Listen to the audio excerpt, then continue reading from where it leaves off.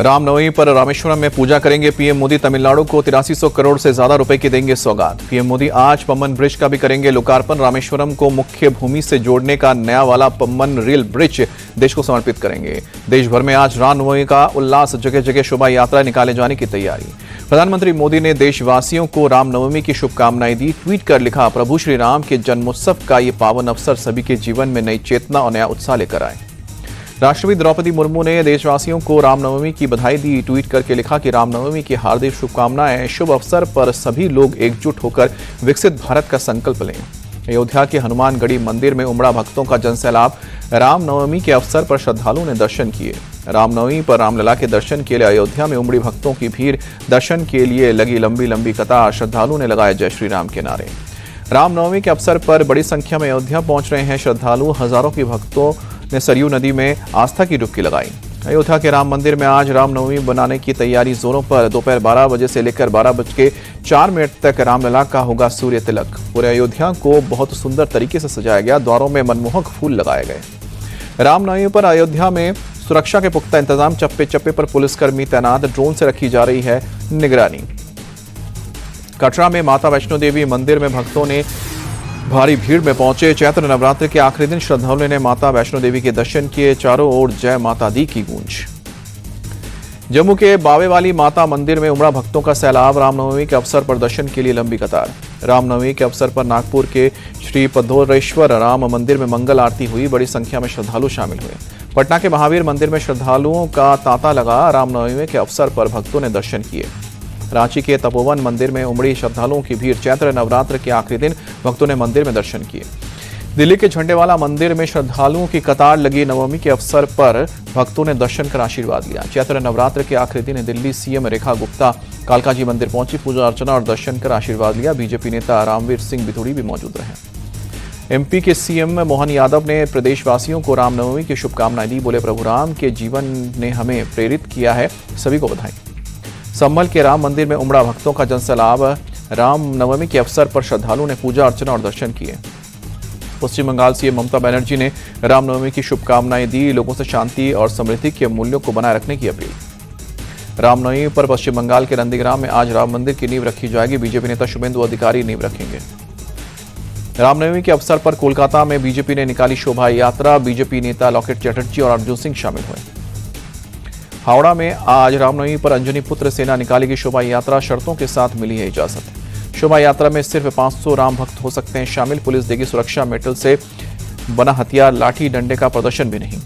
हावड़ा में विश्व हिंदू परिषद की निकाली जाएगी शोभा यात्रा। इसमें 500 लोग शामिल होंगे। रामनवमी के अवसर पर हावड़ा के मंदिरों में श्रद्धालुओं की भीड़। प्रशासन ने सुरक्षा के कड़े इंतजाम किए। भारी संख्या पुलिस बल तैनात। कोलकाता के जादवपुर यूनिवर्सिटी में रामनवमी के कार्यक्रम को नहीं दी गई है इजाजत। एबीपी बिना इजाजत के अब कर सकता है कार्यक्रम। केंद्रीय मंत्री सुकांत मजूमदार नॉर्थ 24 परगना की शोभा यात्रा में शामिल होंगे। मिथुन चक्रवर्ती भी हिस्सा लेंगे। बीजेपी नेता दिलीप घोष रामनवमी पर निकालेंगे जाने वाली यात्रा में शामिल होंगे। कई जगहों से होकर गुजरेगी यात्रा। रामनवमी से पहले आसनसोल में सुरक्षा बढ़ाई गई। पुलिस के जवानों ने फ्लैग मार्च किया। दार्जिलिंग में भी बढ़ाई गई सुरक्षा। कई इलाकों में जवानों ने किया फ्लैग मार्च। रामनवमी पर नागपुर में भी जन्मोत्सव शोभा यात्रा की भव्य तैयारी। शोभा यात्रा मार्ग पर 3500 जवान तैनात। ड्रोन से भी होगी निगरानी। रामनवमी को लेकर रांची में सुरक्षा व्यवस्था चौकस। एसपी सिटी की अगुवाई में पुलिस प्रशासन ने संवेदनशील इलाकों में निकाला फ्लैग मार्च। ड्रोन से भी की जा रही है निगरानी।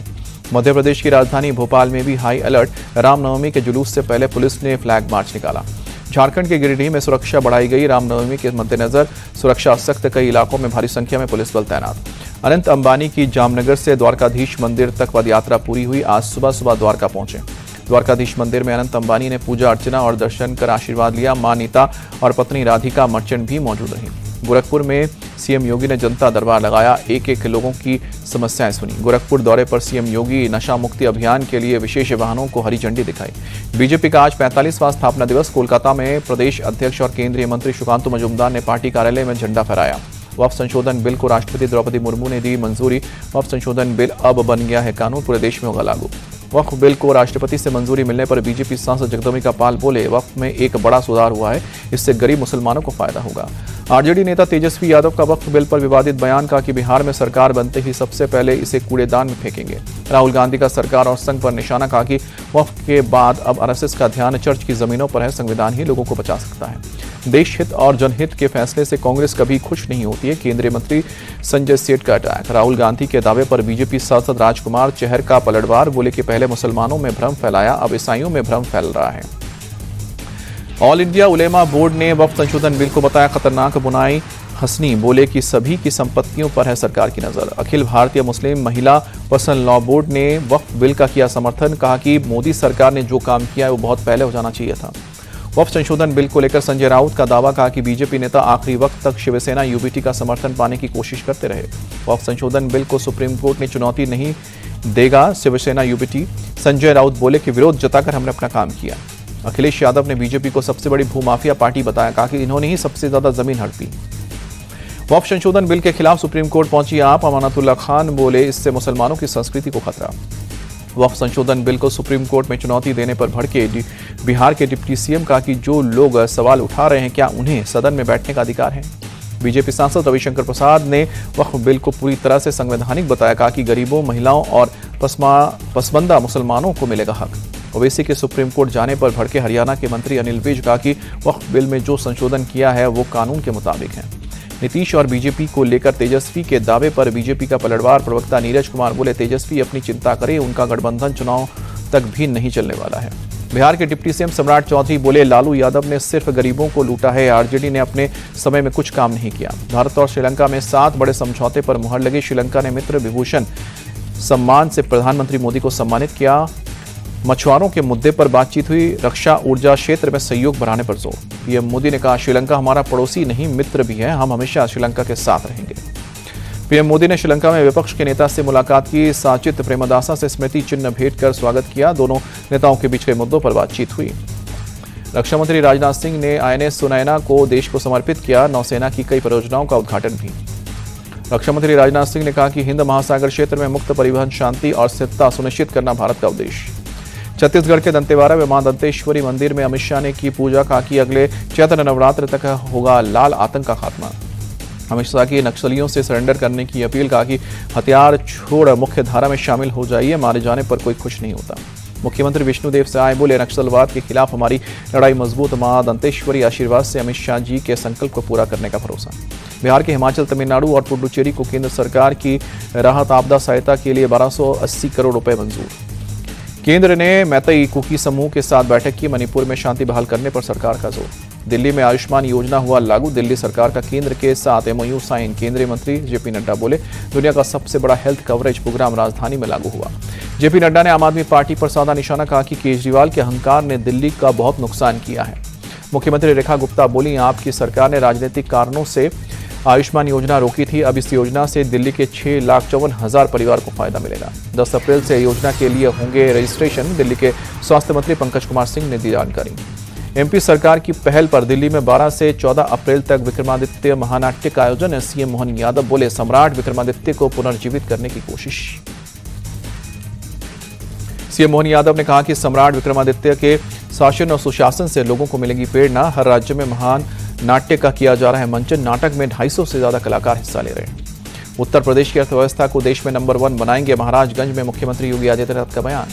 अखिलेश यादव ने योगी सरकार को घेरा, बोले कि राज्य की कानून व्यवस्था पूरी तरह से खराब, सरकार का जीरो टॉलरेंस का नारा जीरो। वाराणसी दौरे पर संघ प्रमुख मोहन भागवत काशी विश्वनाथ मंदिर में पूजा और दर्शन किए, आशीर्वाद लिया। पुणे में अस्पताल की लापरवाही से गर्भवती महिला की मौत का मामला, सीएम फडणवीस ने मृतक के परिजनों से मुलाकात की। सीएम फडणवीस बोले मामले की जांच के लिए हमने एक कमेटी बनाई है, किसी भी दोषी को बख्शा जाएगा। पंचतत्व में विलीन हुए दिग्गज अभिनेता मनोज कुमार, राजकीय सम्मान के साथ अंतिम संस्कार, बॉलीवुड के दिग्गजों ने नम आंखों से विदाई दी। कैश कांड के आरोपों में घिरे जस्टिस यशवंत वर्मा इलाहाबाद हाईकोर्ट के जज बने, चीफ जस्टिस अरुण भंसाली के चैम्बर में दिलाई गई शपथ। कैश कांड के आरोपों के बाद सुप्रीम कोर्ट के कोलेजियम ने की थी जस्टिस वर्मा के तबादले की सिफारिश, ट्रांसफर का विरोध कर रहा था इलाहाबाद बार एसोसिएशन। दिल्ली के तिलोकपुरी इलाके में दिन दहाड़े फायरिंग से हड़कंप, बाइक सवार अज्ञात हमलावरों ने प्रॉपर्टी डीलर की कार पर ताबड़तोड़ 6 राउंड गोली चलाई। बदमाशों ने खड़ी गाड़ी के शीशे भी तोड़े। पुलिस और एफएसएल की टीम मौके पर पहुंचकर जांच में जुटी। बदमाशों ने कार में पर्चा छोड़ अपने 30 लाख रुपए मांगे। दिल्ली के सुल्तानपुर इलाके में हथियार के दम पर लूट, जनरल स्टोर की दुकान से 30,000 रुपए को लुटेरे लेकर भागे। वारदात सीसीटीवी कैमरे में। पूरे परिवार को बंधक बनाकर 5 अपराधियों ने इसे अपराध को अंजाम दिया। पुलिस ने पूरे मामले की जांच शुरू की। आईपीएल में आज हैदराबाद और गुजरात की टक्कर। शाम को 7:30 बजे हैदराबाद के राजीव गांधी स्टेडियम में मैच। आईपीएल में जीत से आगाज के बाद हैदराबाद का बेहद खराब प्रदर्शन। लगातार 3 मैच गंवाकर पॉइंट्स टेबल में सबसे नीचे पहुंची। गुजरात टाइटंस 3 मैचों में 2 जीत के साथ चौथे नंबर। आईपीएल में दिल्ली कैपिटल्स की जीत की हैट्रिक। चेन्नई को 25 रन से हराकर पॉइंट्स टेबल के टॉप पर। दिल्ली हार की हैट्रिक से चेन्नई 9वें नंबर पर। दिल्ली ने पहले बैटिंग करते हुए 184 रन का टारगेट दिया। चेन्नई की टीम 20 ओवर में 158 रन ही बना सकी। दिल्ली के केएल राहुल बने player of the match. Rahul ने 51 गेंदों पर 77 रनों की धमाकेदार पारी खेली।